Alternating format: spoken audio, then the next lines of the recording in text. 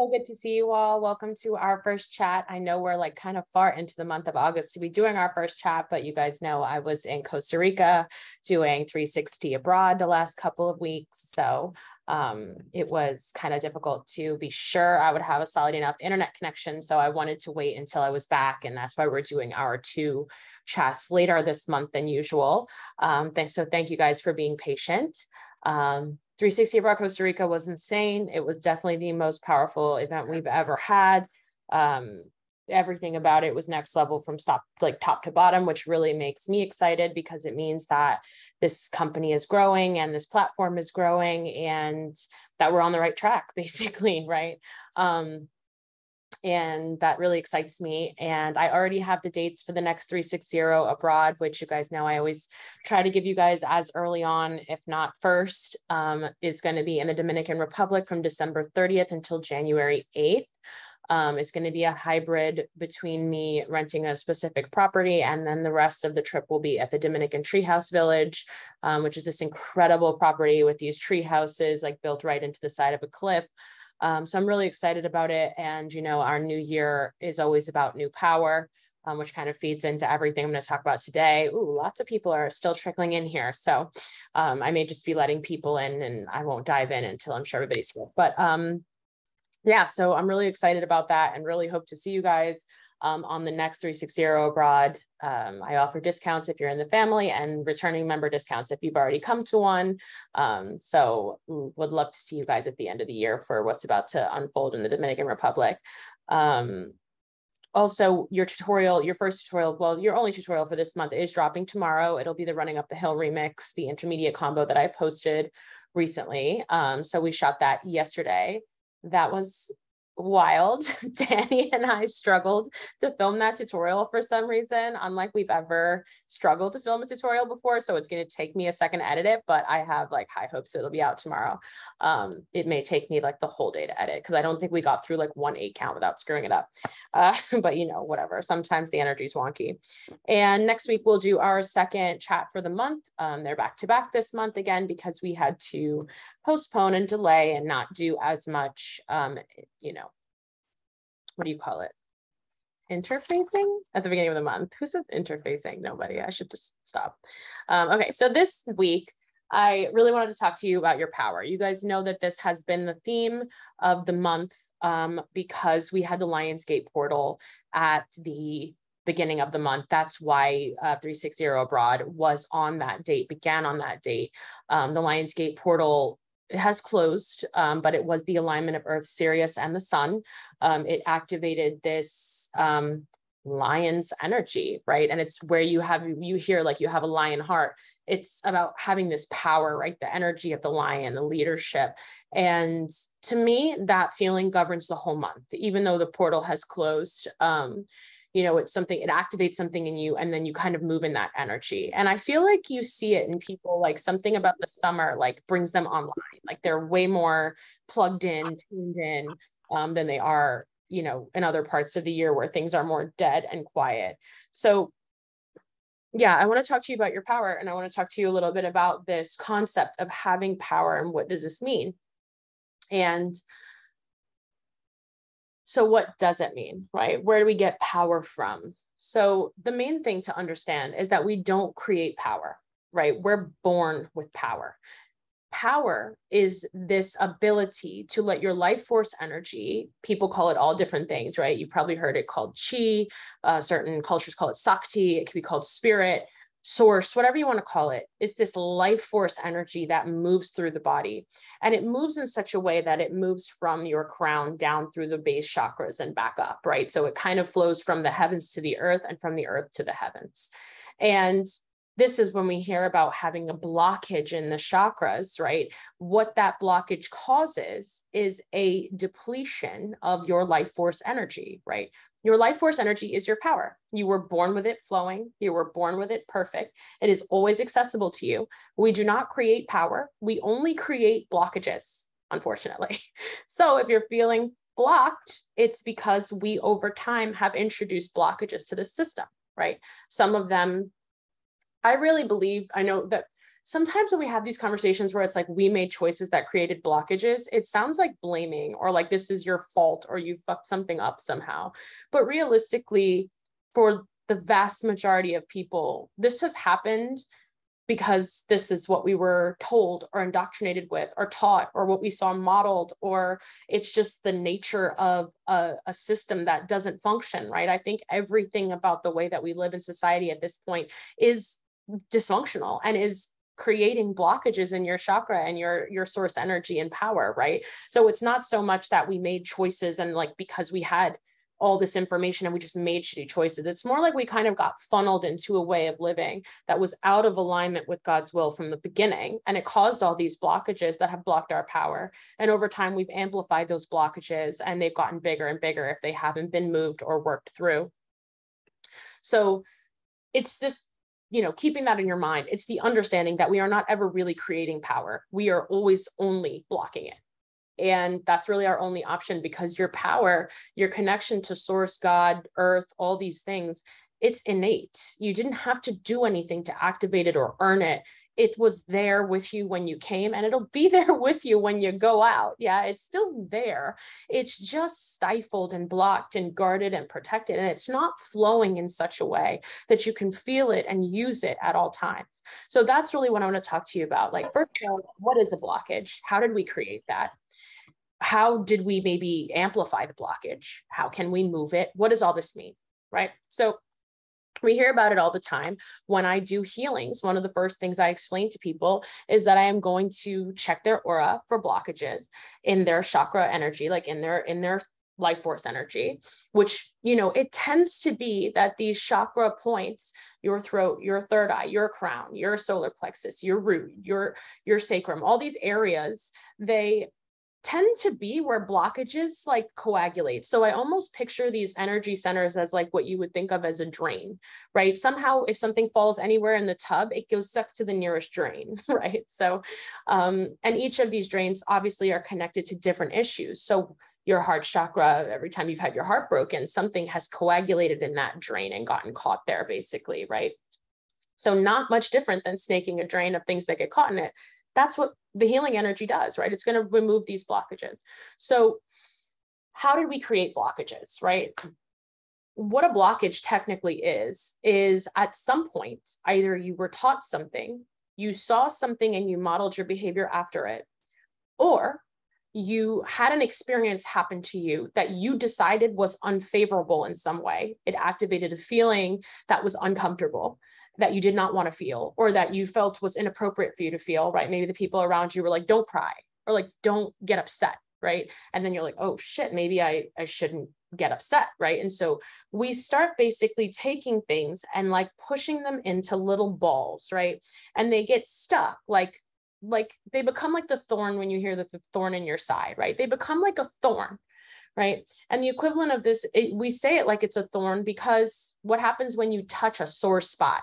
It hurts. So what do you do usually? You start to protect it and say, whoa, whoa, don't trigger that. Don't touch it, because then you're going to upset me and I'm going to have to, you know, feel it. So over time, we kind of bubble wrap this clog and say, how can I move my life in such a way that it doesn't upset this sore spot, right? This little blockage.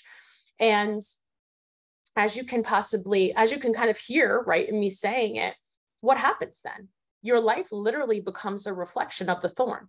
You literally are living a life controlled by the thorn, right? You have your heart broken once someone cheats on you, and what happens? You live the rest of your life trying to carefully decide who may hurt me, who's untrustworthy, who doesn't deserve to be here. Oh, this looks kind of similar to the last time I get hurt. Better insulate, better push things away, better, you know, block my energy so people can't access me as quickly because they're going to hurt me.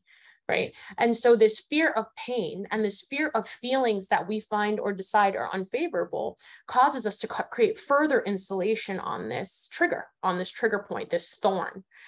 So when we say, what are your triggers? That's what we're talking about. We're talking about this blockage, right? What hits this blockage in such a way that it hurts you and causes you to block up even more? Whatever it is, that's your trigger, right? That's a trigger point for you. So in this experience of creating a life around the trigger and protecting the trigger, what's also happening is we are creating solutions, right? So for example, if a trigger point for you is loneliness, right? Maybe you hate the idea of being alone. You hate the idea of being lonely, of being by yourself. What if no one loves me? It triggers all these things for you. So what do? You go out and you create a relationship. You get into a relationship with someone, let's say a romantic relationship. Now, the root of this experience is always going to be the trigger of loneliness. So by creating a solution in an attempt to guard the trigger, you actually amplify the trigger by infusing it into a solution. So the solution becomes an amplification of the trigger, which actually only makes the solution a bigger problem, right? So if you decide you hate yourself, if you decide you don't like how you look, and you decide the answer to this is going to the gym obsessively, you have now made the gym an amplification of the way that you hate yourself. You have not made the gym a safe space where you can actually grow your self-love, right? The solution to self-hatred is self-love and acceptance. The solution to loneliness is understanding you are never alone and that you are enough as you are. You don't need anything. You don't need anybody, right? It's a true belief in these things that is the solution to these roots. And how do we get to the solution? We feel the pain attached to the decisions that, we feel loneliness and we accept it. Hey, this is just another emotion, just like anything else. And it's not that bad, right? And then we let it go. We don't marry it and we don't insulate it and decide, oh God, I have to live my life around protecting this and not feeling this feeling. We just feel it and then we let it go. We let it pass, right? You have a million thoughts and emotions in a day, and the only ones that become problematic are the ones that you reach out, drag into your body, create a sore point, a thorn, a trigger point, and start to build your life around it. Now we have a fucking problem.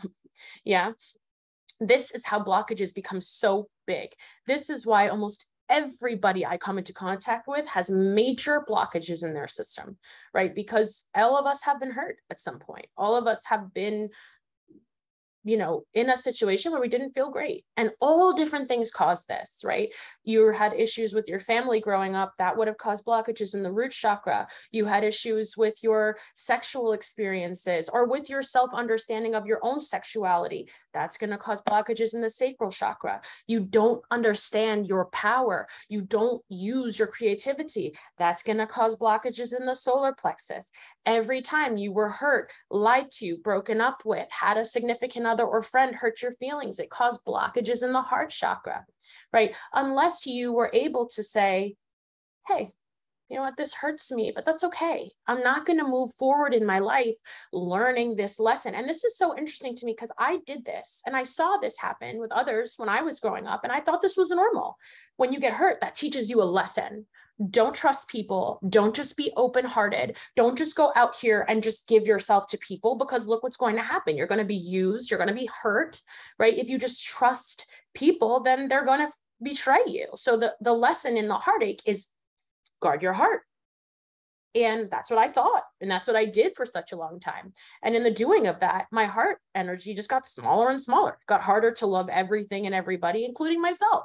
And guess what? I still got hurt and I suffered more than ever because I wasn't loving and I wasn't open and I wasn't accepting things into my life. So I didn't stop the suffering. I amplified the suffering by guarding my heart, because it's not natural to guard your heart. We are here to be open, flowing beings. There is a fluidity to the way that you live. And the more that you close yourself in, the more you feel trapped and the more you literally destroy the life force energy that is your power, that is your mission, that is the whole reason you're here. So it's not strange that we've done it, because that's what we heard, right? We got hurt the first time. And what did somebody say to you? That's why you have to be more careful. That's why you have to make sure you don't do X, Y, and Z, right? And you're like, oh shit, I better close it up, right? I better shut this down. Because if I'm open, then people are going to get access to this thing and they're going to hurt me. And we become afraid of pain.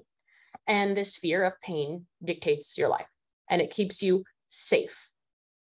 But obviously you're not safe. And you're not happy and you're not flowing and you're not living and you're definitely not powerful.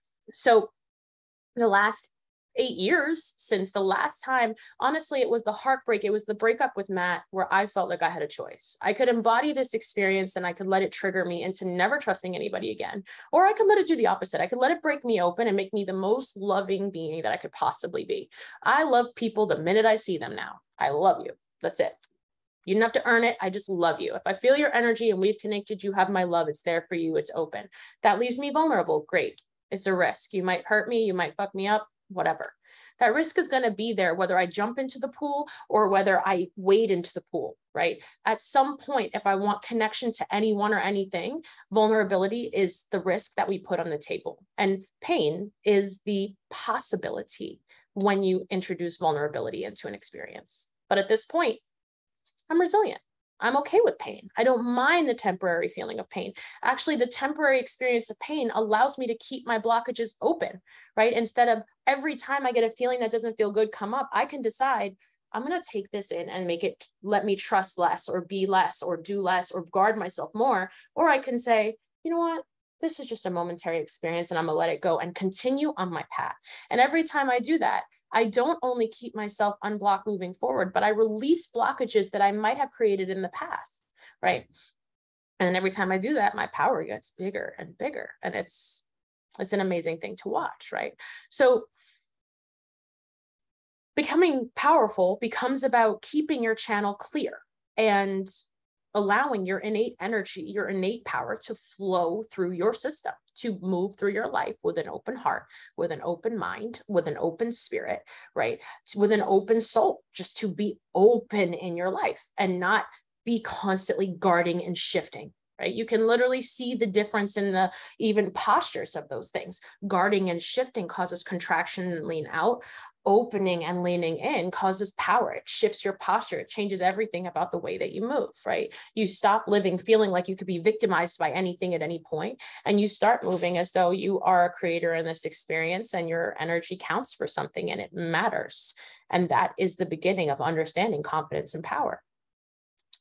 So nothing can create your power, but things can amplify your power. Right? Once you're already walking in power, you can have hobbies, habits, thoughts, beliefs that amplify this power, right? And for me, when we think about what amplifies your power, people will say things that to me may amplify your joy, right? But power is not only in joy, right? There's a lot of power in sadness. There's power in grief. Again, like I said, your body's an open flowing channel. So when your power is activated, it doesn't mean you're not going to have sadness. It means you're going to have sadness readily accessible and you're going to feel it without resisting it. And then you're going to move through it. So actually power is a free flowing experience of all of the emotions. You are not only in power when you're happy. You are not only in power when you're high vibrational. You're in power when you're in power, when the energy is flowing evenly and freely through the channel. So when I say what amplifies your energy, people will be like, things that make them feel good amplify their energy. But I don't agree with that, right? Things that make you feel good amplify your high vibrational energy, but your power, your channel and your life force energy is the balance. It's the yin and the yang. Right? So actually things that amplify your energy is anything that makes you feel more, right? And anything that numbs you out and separates you from feeling are things that deplete your energy. Things like social media, things like eating a shitty diet, things like being artificial, being in artificial light, being stuck in artificial spaces and places for too long. These things close your experience down, right? Guarding yourself, protecting yourself, keeping people at arm's length. These things turn your power down and off. For me, things that really amplify my power are taking decisive action, being of service, and moving with an open heart, mind, and channel. So let's talk about these three things. The first one being taking decisive action. This is one that I coach people through constantly because y'all suck at making decisions and moving forcefully. It's always, well, I don't know, and I better weigh everything and everything and everything and everything. And guess what? Half the time, the things that you're weighing aren't even valid concerns or thoughts. They're just any old thing. And the thing is, the more you think about it, the more you weigh it, it only adds more things to think about and weigh. It never gets you to a point. You know, at some point, the decision is always made with a fuck it mentality with, okay, I've done all the weighing and I've still found I'm pretty evenly yoked on both sides of this equation, because you live in a dual universe that's balanced, which means the possibility of good is always equal to the possibility of bad, which means going through the possibilities is pointless because you're always going to level your shit out at zero. But nobody wants to hear that. People still want to sit around and think about every single thing that could go wrong. Every single thing that could go wrong is balanced by every single thing that could go right. So guess what you just did? You wasted your time and balanced your shit at zero, and still need to get to the point where you can tune into the channel that you're blocking and make an intuitive decision about what works for you as a unique being on the motherfucking planet. So taking decisive action with your gut instinct is a way of activating this channel. It's a way of overriding the logic and the programming that says weigh everything to the end of time, right? And tune in to the answer that is already available to you. Because the way that your energy works is that once a question appears to you, it could not exist unless the answer existed someplace in the universe, which means the problem is not you have a question because there isn't an answer. The problem is you have a question because there's an answer that you can't access. And guess why you can't access it? Because your logic has blocked your fucking channel. Because your thoughts that are not really your thoughts, they are programmed, they are fear-based, they are protecting your triggers and traumas, have blocked you from being able to access the answer that has been available to you from the second that you formulated the question. So take decisive action. When a question comes up, what's the real answer? I want to do this. Then fucking let's go. Let's get on the path and do it, right? It's in making, people will say, oh, I made a decision, but I don't have the resources. Impossible. If you're called to an answer, if God gives you an answer, then as you move towards that answer, then Source is going to respond to you with everything you need.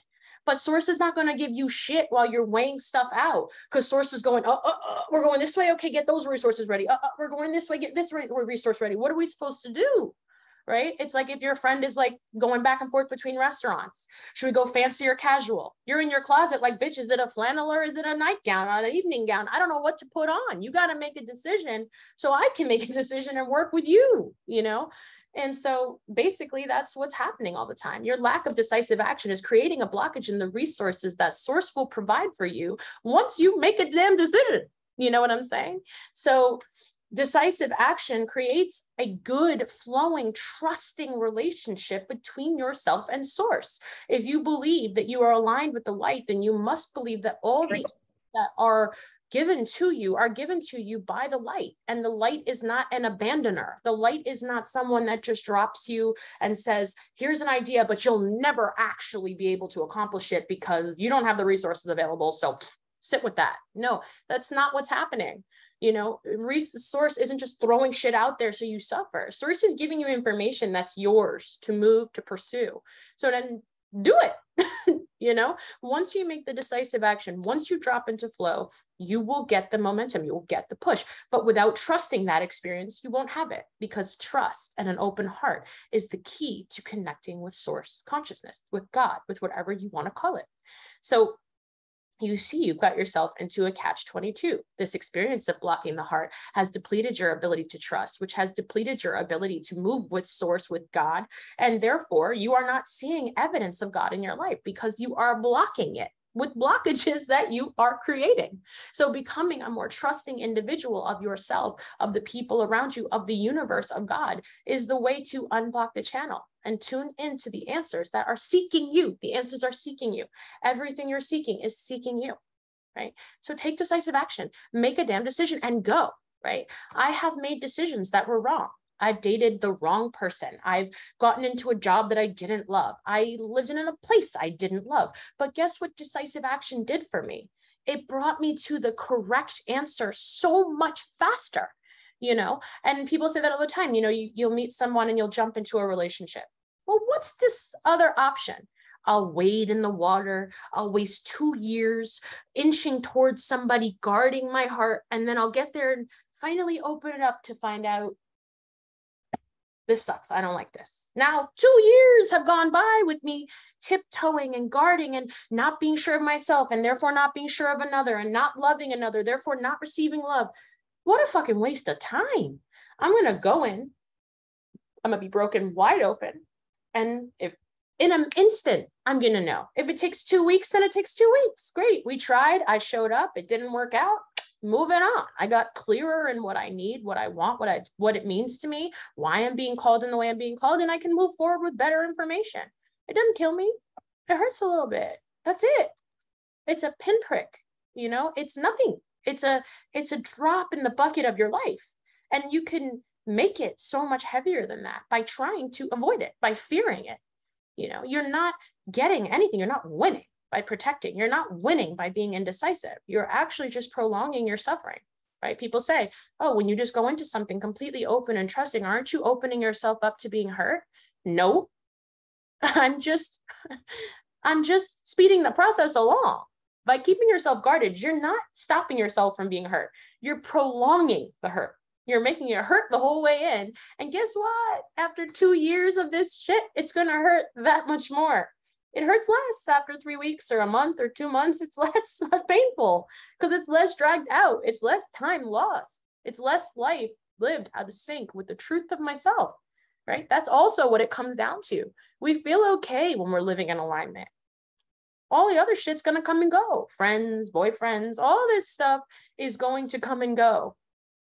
What's not going to come and go is my one unique consciousness, this source expression.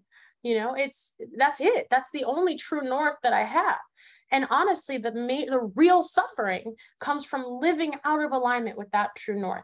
Not from making decisions that hurt you, not from people cheating on you, not from people lying to you. It doesn't hurt that bad. It hurts because we know that we would have been able to feel that coming faster if we weren't wearing a bulletproof vest and an insulated suit and a hazmat suit and all this stuff that keeps us out of touch with the reality and with people's true meanings and vibrations and what they are, you know, and that won't happen if you open yourself up. You know, so it is a win-win in that case. Take decisive action and go with your gut. You have an answer for a reason. The next one obviously is service. Service being this experience of truly humbling yourself to serve, whether it's serving the planet, whether it's serving your dog, whether it's serving the people around you, whether it's serving yourself. This experience of service will amplify your power by minimizing your ego. Right? Your ego is the master of your trigger points, your trauma points, your blockages. Your ego is the one that has said, you know what? We don't want to be hurt. We're not doing that. The one that is insulating, that is telling you in your ear, hey, you should do this and you should avoid that. And what if this happens? That's your ego. So when you move from service, you silence that voice, right? Because you learn to move against it. It's quite natural the second that you begin to open and serve that your ego is going to pipe up. Well, who's going to do this for you? You're doing all this stuff for other people. Who's doing anything for you? Guess who that is? That's your ego, right? That's your base self. That is not your higher self. Your higher self doesn't talk like that. She knows that your ability to give and love is infinite. You don't need anybody to pour into it because source consciousness is pouring into it. If other people pour into it, great, icing, overflow. But it's not necessary. So I can give and love you as much as I want and need. And I don't need one person to do one fucking thing for me. I don't, you know, and that's the truth. My ego convinces me of otherwise sometimes, and I'm sure it has done the same to you, but it's bullshit. It's not true, you know, and living in that way makes you small and makes you sad and makes your life a fucking living transactional hell. It's the way that you start living with, well, I gave you a nickel, you didn't give me a dime, and I gave you this and you didn't give me that, and I smiled at you and you frowned at me. Bitch. If you're just doing everything to get back what you put in, then your life becomes this loop of misery, of keeping a tally, of keeping a tab, and believing that your power needs to be charged by people and experiences and circumstances that are outside of you. And this is a fundamental mistruth. Your power does not need to be charged. Your power just needs not to be blocked. And the concept that other people can charge your power is the concept that keeps you blocked. Like it's the blockage itself, right? This feeling of like some other people are responsible for how I feel or how I move. And if they were just good people, then I could be a good person. No, yourself, your power, your uniqueness is not contingent on anyone or anything. The circumstances are just the circumstances. They're coming and going like the weather. You're either solid in your roots or you're not. That's it. You decide. And you can blame it on everyone and you can complain about everyone, but it's not going to change one fucking thing about the truth. But the faster that you stop doing that, the faster you're going to tune into the truth of yourself and into your own power. So service is really the act of getting out of the way of it, right? And allowing yourself to realize, I don't need this payback, right? Service is the act of giving without the intent to receive. And very few people can really create this experience, because we always then think like, well, I've done good things, so I'm going to heaven. I'm going to get good things, right? Maybe not in this life, but even in the next one. We're always holding on to this hope that being good means that somehow, somewhere, this is going to come back to me, right? And even that is unnecessary to consider. We are just giving for the sake of giving, because we're limitless and infinite, and that's what God would do. And that's it. It comes back immediately because you feel better from living this way. But in the actual physical calculating of the circumstances, we don't care. I don't care if anybody ever does for me what I've done for them. I wouldn't even notice. I wouldn't even be able to tally it if I did, because I don't know what I've done for anyone. I don't have a running log. I don't have a list. So I don't know. I don't know who I've done what for, and I don't know who's done what for me, because I'm not tallying the shit, because the second I start tallying it, we're fucked. I can't be in service anymore because I'm keeping a score, right?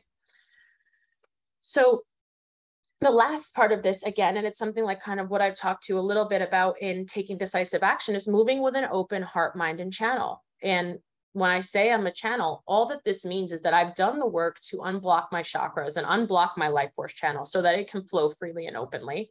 And in so doing, I've been able to look into other people's experiences, because I'm so open them a little bit, and blocks and move some of their blockages, because my energy is so fucking powerful. My energy is like a flowing fucking river. So when it hits something that's not flowing, it can cause blockages to move and a little fucking flow, right?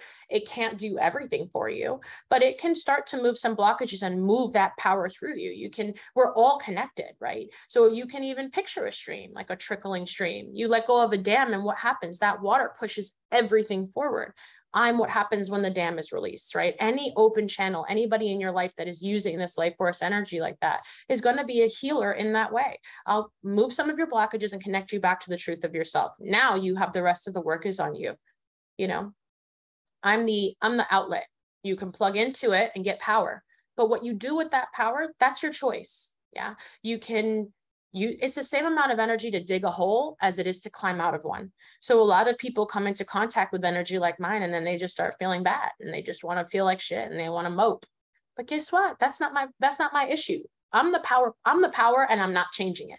So if my power makes you feel bad, then I have to believe there's a reason for that. There's something for you in the hole that you need. And if you at some point feel you can use me down there, I'll climb down into the hole with you, and I'll help us both climb back out.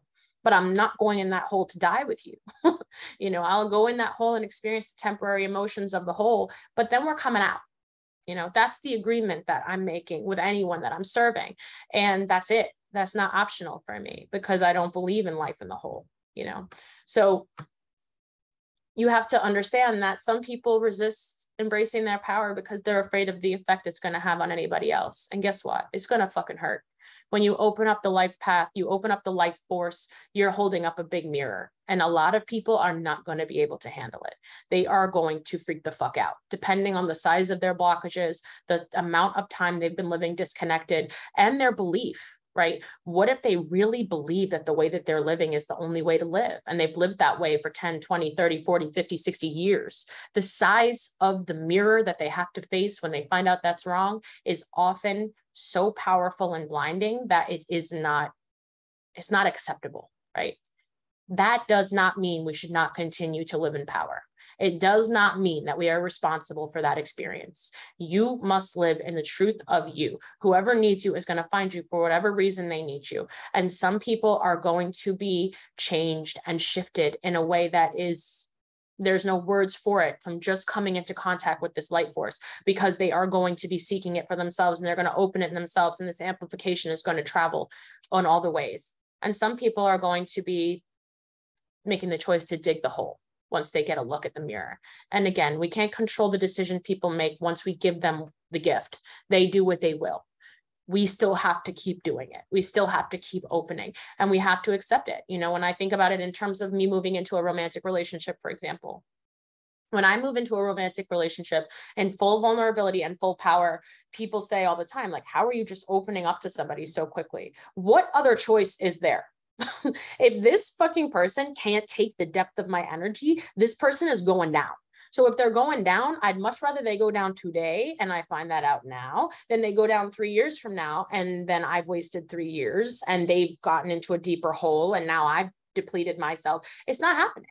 This is me. This is the open-hearted, vulnerable soul that I am. I'm going to love you with everything I have and open everything I have to you and be completely vulnerable with you in the moment of contact. And over time, I've cultivated that. I've always kind of been that way, but now forget it. It's on 100%. If I feel the connection, if I get the yes, I take the decisive action and I open completely. I don't see any other way. That's who I am. So if it's not going to do something positive, it's not going to create a bond that works for us, then what am I doing?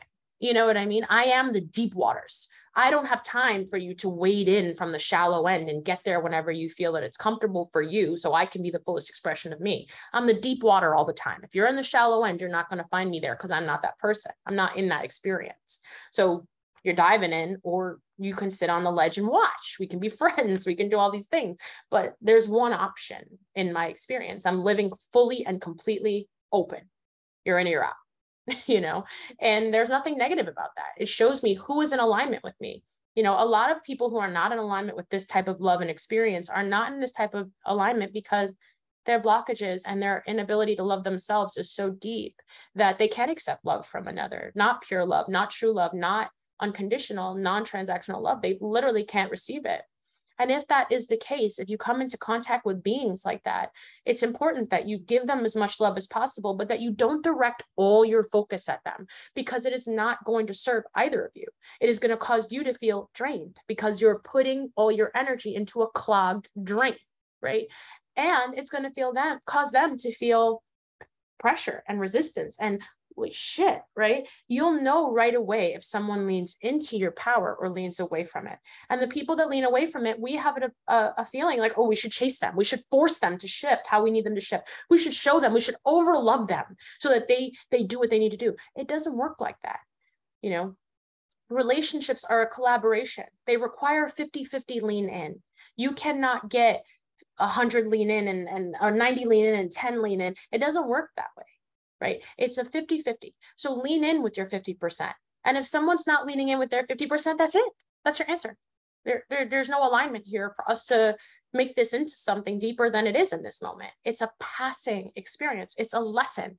It will still show people what they need to do to become worthy of that experience, to become not worthy of that experience, but like in their brain to believe and know that they're worthy of that experience. It'll show them that. The light will come on and they'll say, man, I don't think I'm worthy of this type of thing. What the fuck is that? And then they'll go and do the work. And in time, the revolving door of life may bring them back. And that's the most beautiful thing, right? The amplification of the light, that's what it does. Like everything else, it puts the lights on. It shows people the cracks, right? When people are guarding their heart and doing these things, it's the equivalent of putting yourself in a darkened room and closing all the blinds.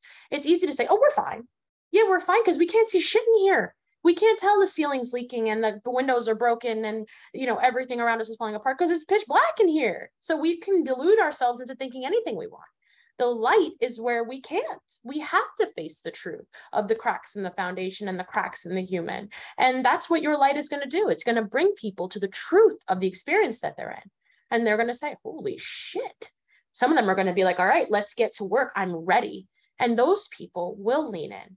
Right. And again, because it's not transactional, their 50% lean in doesn't have to look exactly the way yours looks, but you'll feel that it causes emotion and it causes emotion and motion that allows for things to flow between you. That's 50-50. That's a relationship. That's meeting in the middle. That's alignment. Right. And yeah, I mean, anytime we're not feeling that, how often are you chasing things that you can feel are misaligned? We bend our whole lives like it's a project. We must hook and line and sinker, drag everybody back. How tiring. That sucks. You know, believing that your life force energy becomes a magnet that attracts everybody and everything that you need and every experience is the only way to live. And understanding that not everyone that's attracted to your light is coming for a permanent reason. You are automatically, when you do this, you're going to love people more. You're going to see them and say, oh, I love this person. I want them to stay. I want them to be here with me. But it's not fair to put that on them. Maybe they're just coming to access the light for a moment so they can go back into their room and get to work on the cracks in the ceiling, on the broken window. They're not necessarily coming for the light to lean into a 50-50 alignment that means a relationship, a flowing relationship right in this moment. And it's unfair to turn your light on and say, but only come here if you're here to stay. That's not right. You know, your light, again, needs to go where it needs to go. And it doesn't diminish anything. You go into a darkened room with somebody for a little while, you help them see the problems, move along. Let people go when it's time to let them go.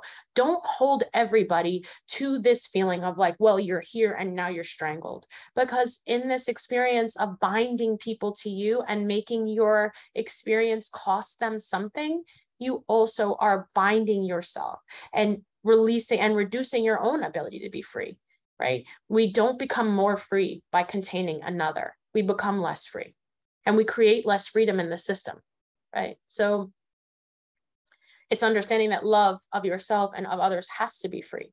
If it isn't, if it costs something that must be paid, then it's not free, you know, and we will spend our lives suffering if we don't live free. Your life is calling you towards freedom, right? And freedom doesn't mean, people hear the word freedom and they're like, well, what about commitment? Freedom doesn't mean lack of commitment.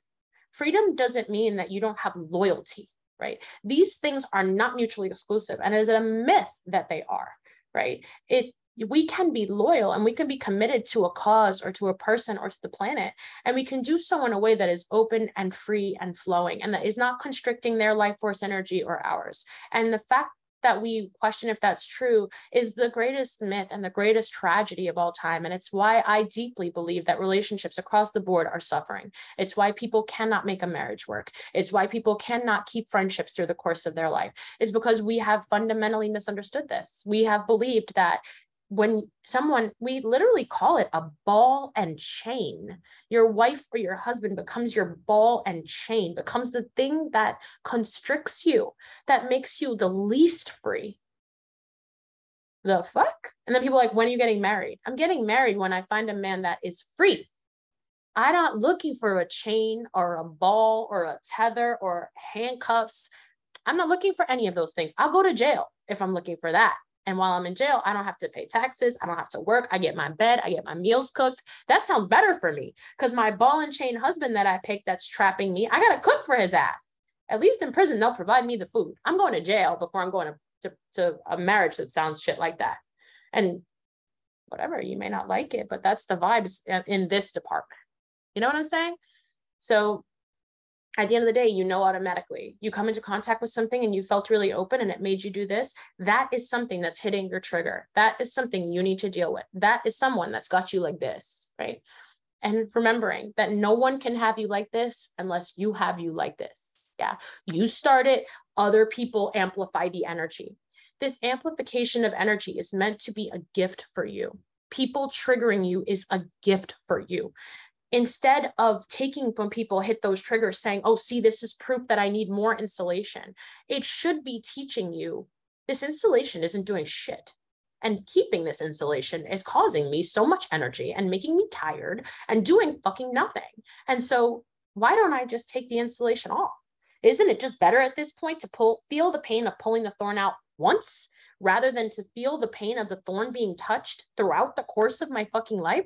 What does that accomplish? It does not minimize suffering. It prolongs suffering. We have to first know it logically, and then we have to know it viscerally. We have to believe that this is true, and we have to move forward as such. You will not suffer more. You will suffer less, much less. And you will live a life that is so much healthier in all ways, mentally, physically, spiritually, emotionally. You'll be vibrant. You'll be vital. You know, there is an energy in you that comes from something that is not food or sleep, right? And you know it because you've accessed it. How many times have you gotten through a sleepless night, but something super exciting was happening the next day, and you feel this burst, and you're like, man, I didn't even sleep, and I still have this vitality to me. That's life force. Yeah, that's your life force energy. That's what it is. It's this accessible energy flow that moves outside of anything else. It's always there, as long as you're not blocking it. So, taking decisive action in service, that comes from the ability to move with an open heart, mind, and channel. And, when I say, again, I have an open channel that I've opened over time using these things, right? By developing a trusting relationship with myself and with source, and therefore with others, right? By minimizing my fear of pain and knowing that pain is a temporary thing. Fear is a temporary thing, and it's a beautiful thing. It's not something to fear. It's not something to avoid. Feel it, cry in the moment, experience the moment.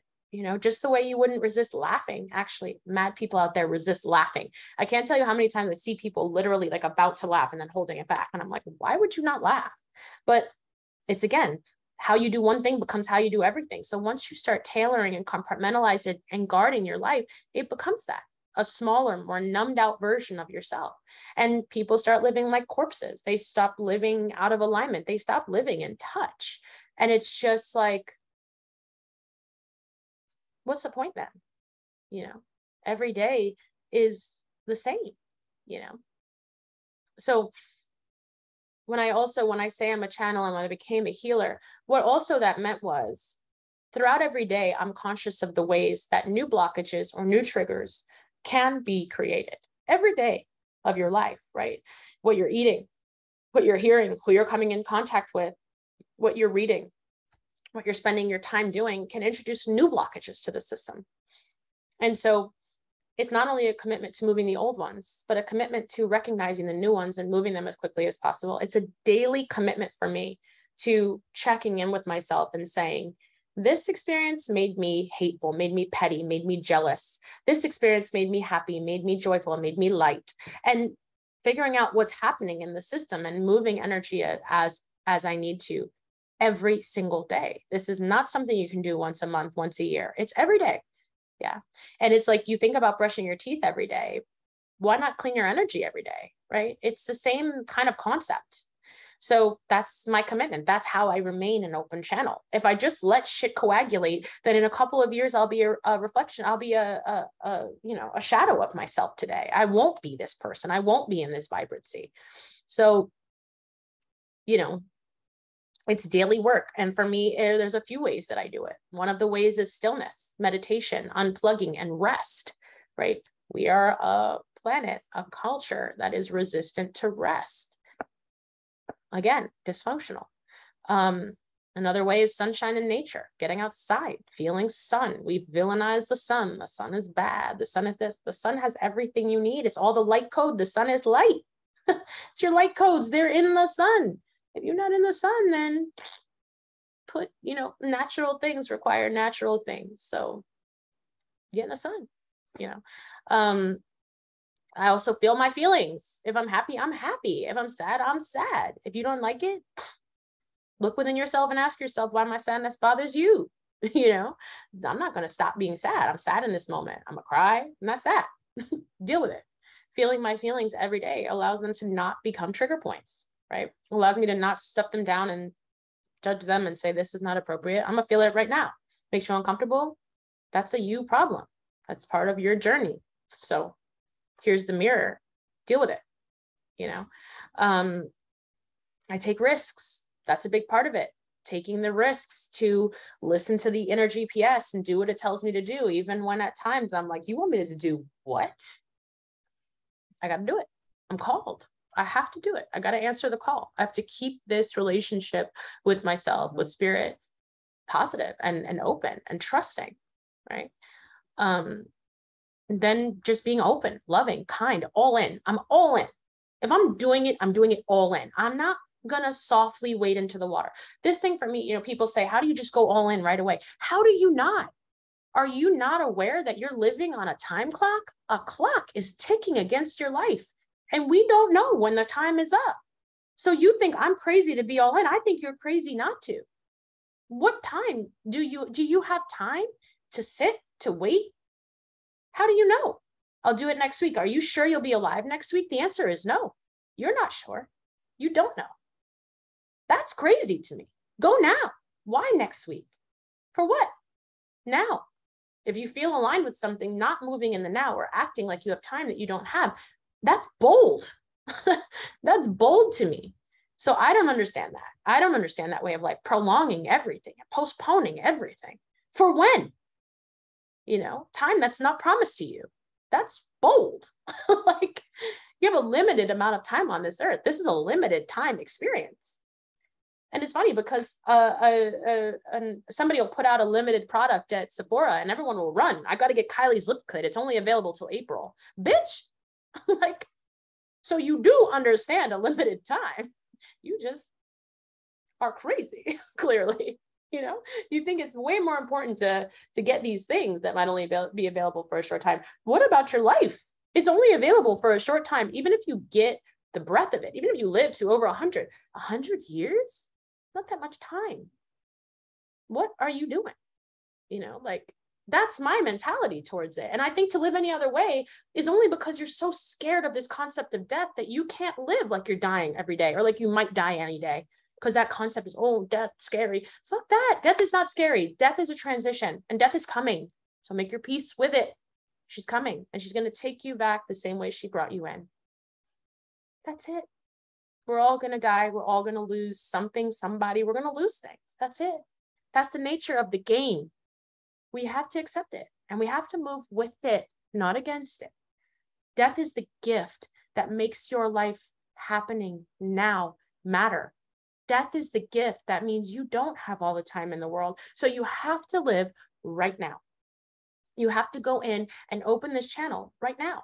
Without death hanging over our heads, then now wouldn't matter. We could always do it later. What life is that? So we have to understand the way that death makes time valuable. That is the gift. Without death, time doesn't matter. Time is not of value. Time is not of the essence. So understand that. Death is coming for you as a gift to make your life matter now, to make every second matter now. It matters, and it's ticking, and we don't know when it ends. So you have to be all in. You have to dive in. You have to go like there is no tomorrow, because there may not be. And if you don't like that thought, flip the perspective. It's not scary. It's a beautiful thing. It should cause you to dive into this moment, make the calls, make the connections, live your life in alignment with what you feel called to do now, not tomorrow. Now. You know, and it's why The Alchemist became my favorite book, is this understanding that it's okay if we die, as long as we die on the path. It doesn't matter if you never reach the pinnacle. At least you're on the path. At least you're answering the call. At least you're moving with God and source. At least you're touching your power and your capability and the reason that you became who you are, part of this planet. It's the reason that you decided to come into consciousness. Touch it while you're here, while you have time. Don't wait till you're on your deathbed. You know, and let death be that gift that makes it matter, that makes it count, you know, and be all in. That's it. That's the only way to be all in. You're all in. You're all in anyway. You didn't get a choice when you moved into the source consciousness. You were all in anyway, and anything besides that understanding is a fucking illusion. It's an illusion of safety. It's an illusion of comfort. But this is your life, and it's ending 1 minute at a time, whether you like it or not. So you're all in, and you were all in from day one. So you might as well love more and open more and be more vulnerable and experience more life, because that's what you came here to do. And that's where God is. That's where the answers are. They're in that experience of life, not in the blocking of life. Not in the making it small and playing it small and being less of who you are. There's nothing in that for you or anybody else. You don't do anything for anybody that way. You don't live. So you ask, where do I get power from? Doesn't that sound like the most powerful thing you could do? Doesn't that sound like the most fearless way to live your life? Yes, bungee jumping, will let you move past fear and access this limitless feeling for a moment. So it helps you spark it. But bungee jumping is not the most fearless thing you can do. Skydiving isn't the most fearless thing you can do. And you ask me, why don't I fear these things? I don't fear these things because I am fearless in my experience, right? Just like deciding that You are somebody who thrives, right? You're not somebody who thrives in the right conditions. You are somebody who thrives. The circumstances and the conditions don't fucking matter. If you're someone that thrives and wins, then you're going to thrive and win wherever the fuck we drop you. You make that decision and watch your life shift. Stop cursing and complaining about the external shit. It doesn't matter. It's stuff that's been put there to distract you, to move you, to cause blockages in the power, right? To move you from the truth of who you are and make yourself smaller and, okay, distract them with social media, with hypnotics, with chemtrails, with shit to put in the food, distract them, make them small, create blockages in the body, mind, and soul so that they can't play big, right? Because then they don't make us money, and then they don't repeat our propaganda, and then we lose track of this whole fucking thing, right? But you can decide at any point to resist that experience. You can decide at any point to be completely different than you were in the past. Even if up until this conversation, you have been untrusting, you can decide right now to move that block. You don't need a healer. You don't need anybody. You don't need me to do energy work. You don't need your priest, your pastor. You don't need any of these people to move anything for you. You can move it yourself. The movement is in the decision. I'm opening. That's it. You hurt my feelings? Well, fuck me. I hurt my feelings every day anyway by keeping this blockage. Get to that point and your life will shift. And yeah, people might try to call you back into the old version of yourself and say, hey, you used to be untrusting. Hey, I'm going to treat you as if you still are. Trust anyway, open anyway. That's it. Life is now. It's not back there. I don't know what happened back there. Life's not back there.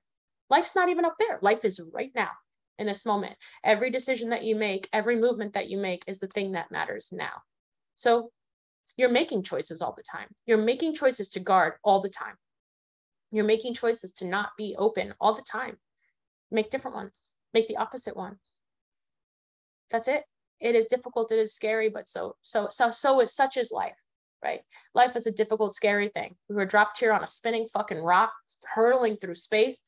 The whole concept is freaky. It's it. We're in. We don't have a choice now, but to find those concepts exhilarating and thrilling, and to release the fear and understand, shit, this is bigger than me. I can plug in and climb out, or I can plug in and hide and shield and bury myself. You know, you've probably been in the hole way too long, blocking the energy for way too long. So stop doing it. Don't do it anymore. When you feel something hurt you, instead of saying, I'll just take this and do this, say, ow, fuck, that hurt. That hurt my feelings. That hurt me in a way. Let it go. Move. Keep moving.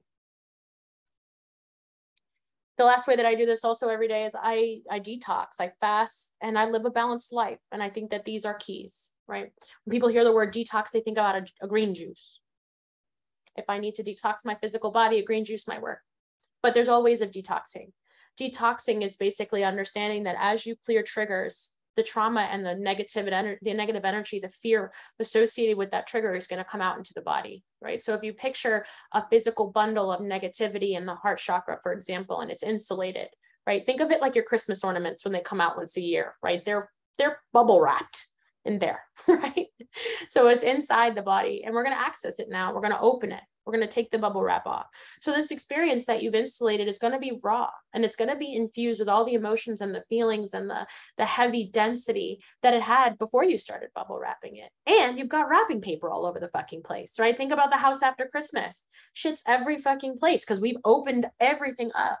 The act of detoxification is letting this out so it doesn't clog up in the body and end up back in a bundle. Let it out. Right? You can detoxify through activity like sweating. You can detoxify by becoming ill, right? Some people end up vomiting or having diarrhea. This is detoxification, right? I would not recommend doing that on purpose, but some people do. They go to places like Kambo, and this experience of having Kambo, which again, I don't necessarily agree with, but to each his own, is forcing detoxification in these ways, right?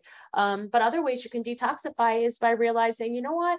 I've had way too much access to electronics. So no phone, no TV, no internet for a day, right? You can detoxify by realizing I've been really drowning myself in people and needing validation. So I'm going to detoxify myself from that situation and separate from it.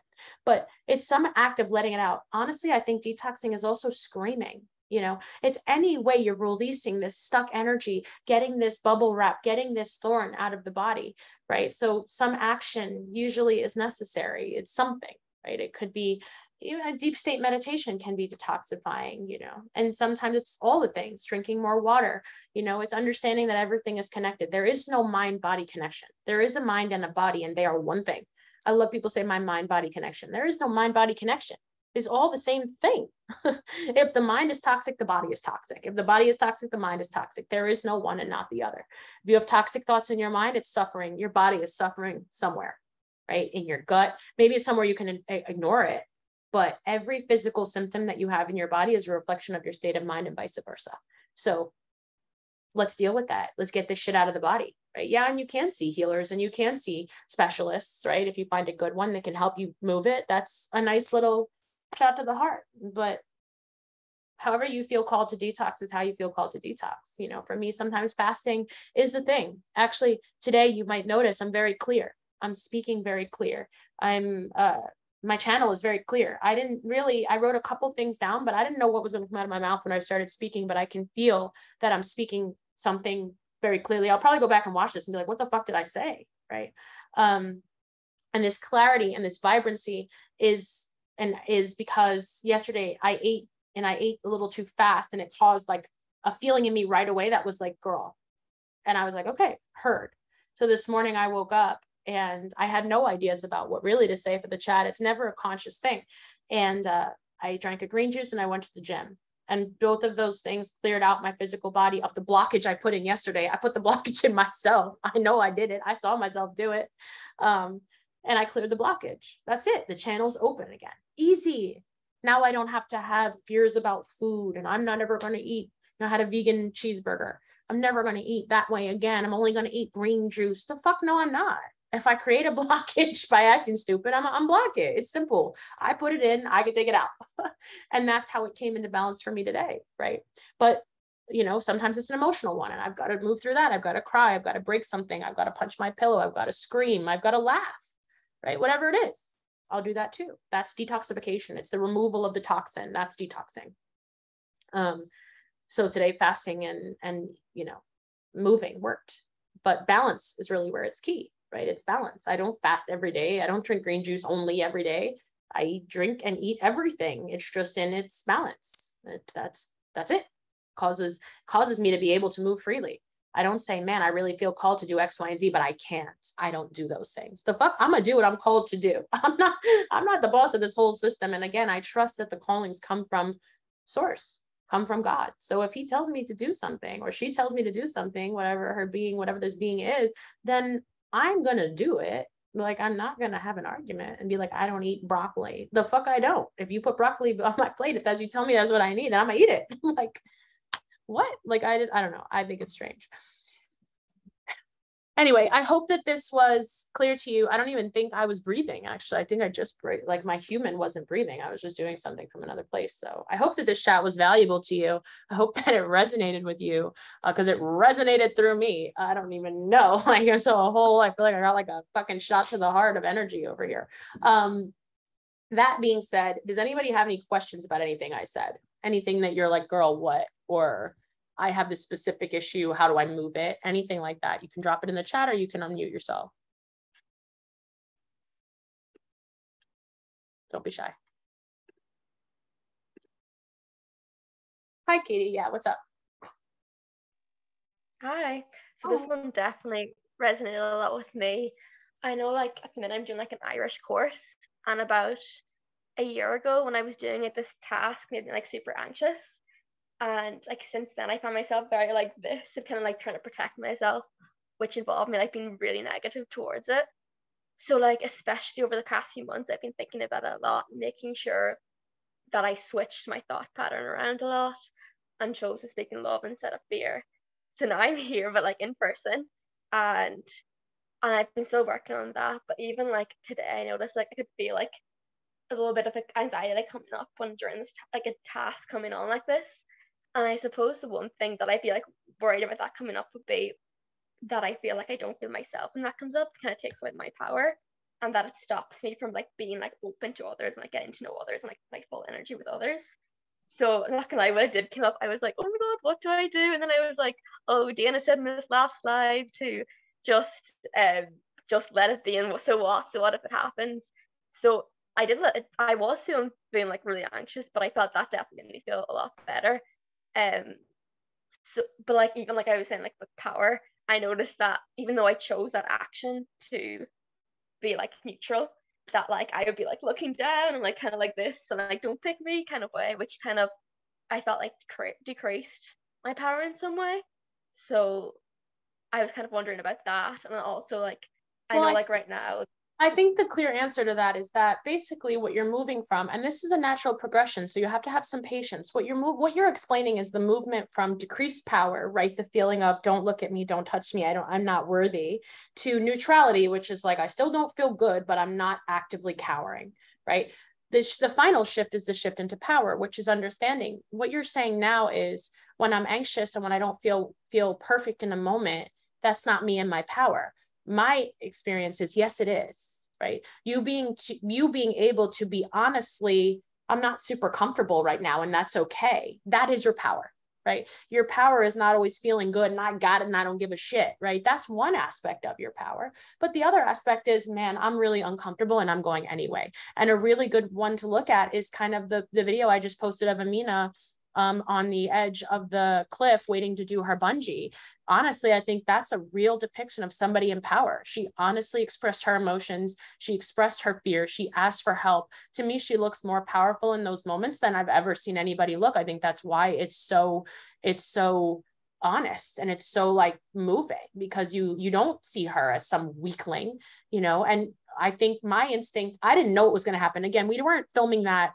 We didn't know that we were going to get that on film. I didn't know what was going to happen up there. Like none of that was planned. It was very honest and just in the moment.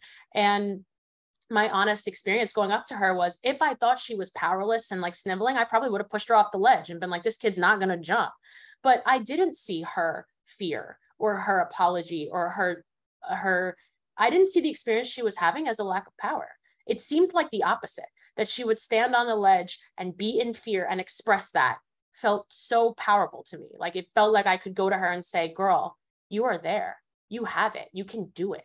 Now the action it's right there for you, right? We have to accept that sometimes the action has to be taken in fear. If we are expecting to feel good before we take the action, we're never taking the action, right? And that's not, being in power doesn't mean that you always feel good. That's not realistic. That's actually super toxic way of thinking, being, and living, right? I always need to feel good. Well, guess what? That's the people that chase fake highs, that chase drugs, that do all these things. That's the only way to feel good all the time, right? Life is not a game of feeling good all the time. Life is a game about moving forward and trusting, even when you are dealing with the difficult emotions. It's a game of keeping the difficult emotions right here and saying, right now, this is who I am. But in a few minutes, the clouds will shift and this is who I am. And then when that changes, this is who I am. And when that changes, this is who I am, right? Your emotions are like the weather. They never are the truth of who you are forever. They're just the truth of who you are in this moment, right? And showing them and being open about them is being in your power. Does that make sense? Yes, I was like changing your perspective around a lot about like the power of it. So that does make a lot of sense. Thank you so much. You're welcome. Any other questions for me? Well, thank you guys for being here with me today. I hope you guys enjoyed this chat. It was really great to connect with you guys. It's probably the longest like we haven't chatted, because like we always chat at the beginning of the month. So I hope you guys had a really great Lionsgate portal. I hope you liked the things that I posted for you. I feel like since I posted that risk list at the beginning of the month, I've seen people doing some risky things, like going out there and like really taking some risks, which made me really happy and proud and excited. And I hope you've done it even in small ways. I know I posted a lot of little small things that I'm sure you're not sharing. Most of us share the bigger things, but I hope that it's transformed something for you and, given you a little bit more of an experience of trust, because ultimately that is the seed of the power, trusting your experience and trusting yourself. So I love you guys. I will be back next week. We'll talk about something different. And if you have any requests about what to chat about, drop them in the Patreon, or drop them once I post this. You can put them in the comment section, or you can just send me a direct message here. And yeah, tomorrow your Stranger Things tutorial will drop, and I will be here accessible for you at any point. I love you guys. I'm with you. I can't wait to hug you guys and see you in person soon. But until then, I'll see you next week.